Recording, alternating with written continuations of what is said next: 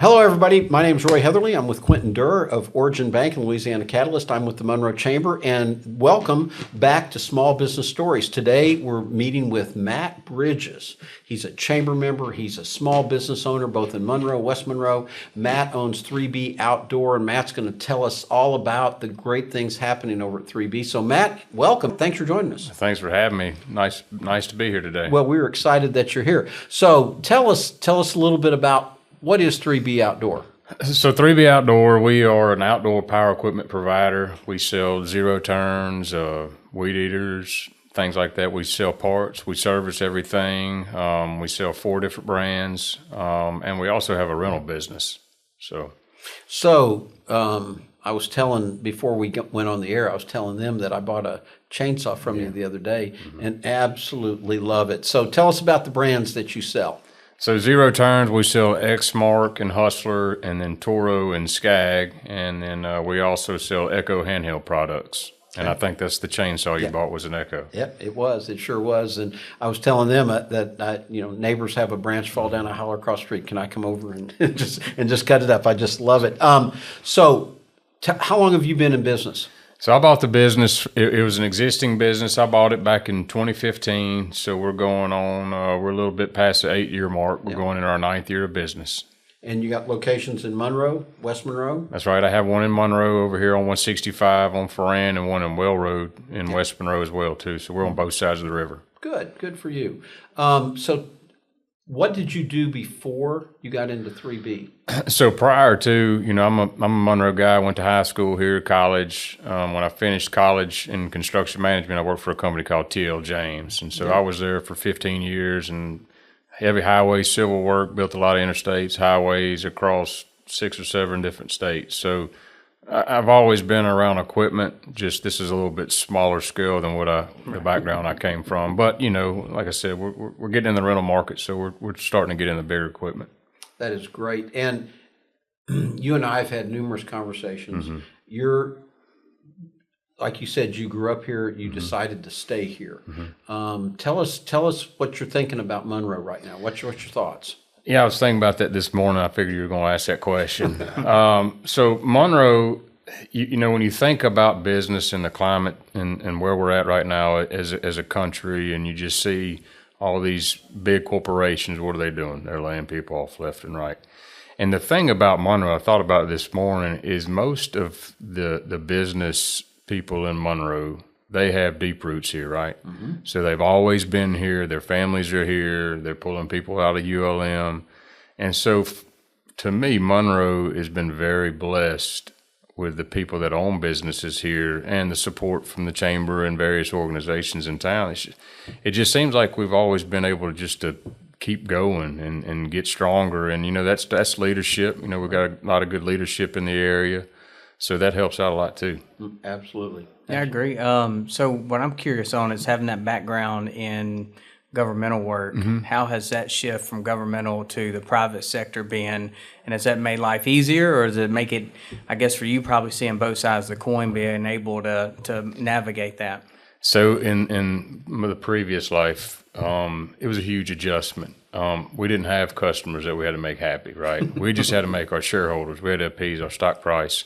So I guess where that all helped me out was, I learned a lot about accounting. I learned a lot about management, and it just helped me out from a large scale to a smaller scale. But it was an adjustment to deal with customers. But, I tell everybody all the time, God just humbled me. He's been laughing the whole time. So. Well, you had to be doing something right, because you 8 years, 9 going years? on 8, going on 9, getting over the hump. Just and our business in the last 3 years has truly changed, like tremendously. So talk about that a little bit. So 8 years you survived COVID, and that had to be a challenge. That was a challenge for every business, Quentin's business, my business, everybody's business. But tell us a little bit about what you just said. So in 2020, March, we all, just didn't know what to think, right? And we were deemed essential. At that point, we were doing okay. Probably, just like a lot of people in our world, Home Depots, people that are in the outdoor, people were at home working outside. Right. we didn't see a big effect until about the latter part of 2022. Inventory constraints, Wow. 35% increase in product that we sell. Guess what? Nobody's pace changed to really soften the blow to a 35% increase. So just learning that aspect, there were programs out there that the government made available, but I think now in our world, in the equipment world, is when we're really starting to see the effects of COVID. Mm-hmm. Yeah, I think a lot of people didn't realize those plants shutting down. You didn't see that immediately, but as COVID made people do more work outside, Right. then demand for that kind of equipment went up. Plus the shortage of the materials, and now it's starting to hit. How has it been? Any distribution still having distribution issues, or is it still manufacturers just not being able to put out the product? I think they're dealing with the same stuff we struggle with here. Yeah, I mean, inventory levels have gotten back a little bit better for us, but as far as the demand was there instantly, and it went through all that available inventory, and our manufacturers, I think, are doing better now, and they're able to build it back up, but they're dealing with the same struggle, I guess, what I said earlier. They're just dealing with the labor pool. Right. So break down your business for us from commercial to residential. What's the percentages? So percentages, I would say we're a good 30 to 35% commercial. Municipality is going to eat up about 20% of our business, and then the remainder of that was at 55. We're 45 to 40% residential customer. What if you met someone on an elevator and you said, "Hey, I own 3B Outdoor," and they said, "Matt, why should I shop at 3B Outdoor?" What would you tell them? That's a good question. We're local. If it's something dealing with a local guy, we're local. But the most important thing is, we know when you come in the door, we're going to service you what we sell you. And big box stores, they don't have a service. They can sell you the product, but once you break it, it's essentially disposable at that point. Right. So that's kind of the difference. And this day and age, pickup and delivery service has been a big deal for us. And that's something because nobody drives and backs a trailer up anymore. Well, I'll vouch. So I needed to get a tiller for my daughter's yard, and I went in there to rent it. And I got that old Honda, and I was going to throw it in the back of that. And Ryan said, "No, you're not." He said, "I'll bring it by after work." So I rented it. But that's when I asked the question, my first thought, it's the service that you get. When you come in, you just automatically feel welcome, and people know, it's just like Dennis, everybody comes out and, "Hey, how you doing?" and stuff. And you can just, I sat back and watch customers come in, and I see how they're treated and stuff like that. And that's what I tell the guy in the elevator. I said, the difference is you guys. Yeah, well, and that's a good thing about having Dennis and Ryan in there helping out too. They're local faces. Everybody in Monroe knows one of those guys or me, so that helps out a lot. They know it's a familiar face. Yeah. Now the service side of that's huge because I live in Ruston, so I guess about 6 months ago, I bought a pressure washer from Lowe's, and like 3 weeks in, I cut it on, and some of the metal part just blew off. Right on, I don't even know what part it is. Obviously, I'm not mechanically inclined. I stick to banking, but now what do? So it's just sitting there, and I don't have a pressure washer. Versus now, I'm thinking I should have bought somewhere where I could have been like, "Hey, can you at least fix this?" Because right now it's just yard decor, sitting in the back. Good example. So Matt, you mentioned the good Lord's been good to you and everything, and I know I didn't know you when I first moved back a couple of years ago, but I heard your ad on 88.7. So how long have you been advertising on 88.7? We've been with them, I guess, probably ever since we've been in business, and that's my wife, Adrian, and my two girls, Neely and Camille. That's just a big part of our business is just knowing where we came from and knowing who to thank. Absolutely. Absolutely. That's how I met you. I mean, literally, I met you over the radio, and then I said, well, I got to come in. And when I came in, I saw Ryan, I saw Dennis, and you were in the back, and you came up, and that's how I met you. And we appreciate you supporting the chamber like you do. So, tell us a little bit, why do you support the chamber?